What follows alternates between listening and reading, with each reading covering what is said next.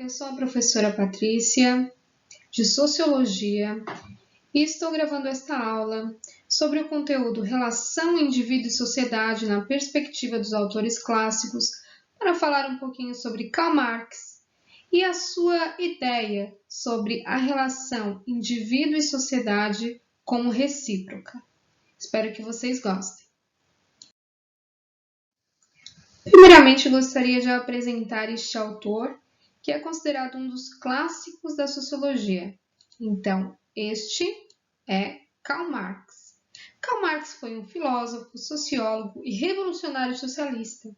As teorias e ideias de Marx sobre a sociedade, a economia e a política ficaram conhecidas como marxismo, que serviu de base para o entendimento da relação entre trabalho e capital.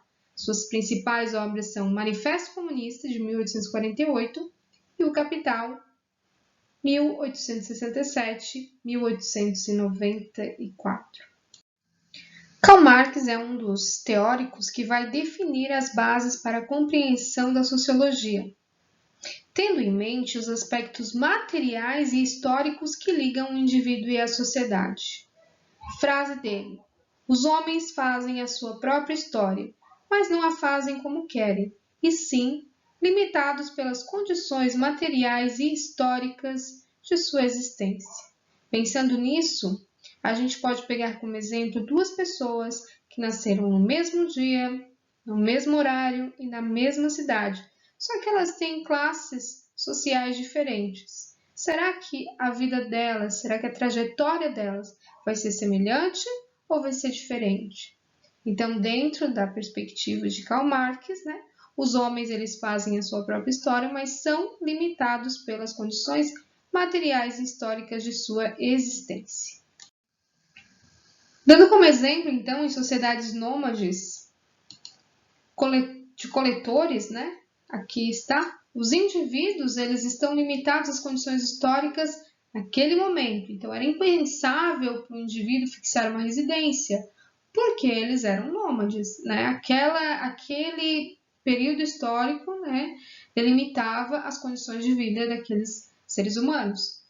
Na sociedade capitalista, também acontece algo parecido. O trabalhador ele não escolhe as suas condições de trabalho, Ele é regulado, existem leis que vão dizer qual é a sua carga horária, quando que ele vai tirar férias, o seu local de atuação.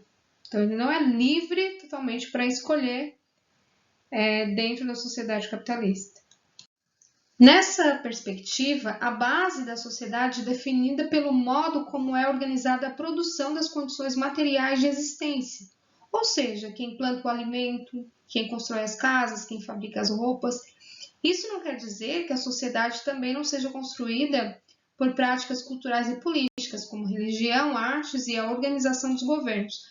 No entanto, tais manifestações se constituem a partir da base material que se organiza a vida econômica. Karl Marx desenvolveu uma teoria orientada pela ideia de conflito, estabelecendo a classe social como uma unidade de análise sociológica que permite pensar a relação entre indivíduo e sociedade de maneira recíproca. O capitalismo, de acordo com Karl Marx, vai dividir a sociedade em classes. Os burgueses, que seriam os donos dos meios de produção, e o proletariado, que seriam os trabalhadores. E cada um desses, com os seus próprios interesses, então estabelecendo um conflito, uma luta de classes dentro da sociedade. No processo de transformação criativa que os indivíduos fizeram na natureza, foram desenvolvidas técnicas e ferramentas que propiciaram maior produção de bens e alimentos. Em determinado momento da história, esse acúmulo começou a gerar excedentes que passou a ser apropriado e comercializado.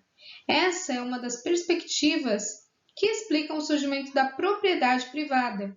A propriedade privada assegura ao titular diversos direitos, dependendo do item ou espaço. No capitalismo, ela desempenha um papel importante nas relações econômicas. E foi observando o desenvolvimento da humanidade que Karl Marx constatou que os conflitos sociais entre grupos diferentes, antagônicos, são os motores das mudanças nas relações sociais. E no caso do capitalismo, o que define a posição social dos indivíduos é a sua relação com os meios de produção.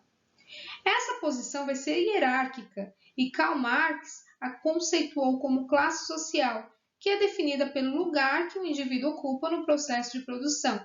Ela se divide em burgueses, burguesia, que são os proprietários dos meios de produção, os donos da indústria e do capital financeiro. Então, meio de produção é tudo que a gente precisa para fazer alguma coisa, é aquilo que vai mediar a relação entre o homem e a natureza.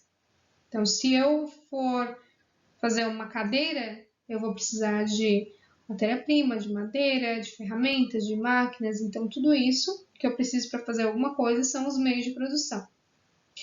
Então, os burgueses, eles são os donos dos meios de produção.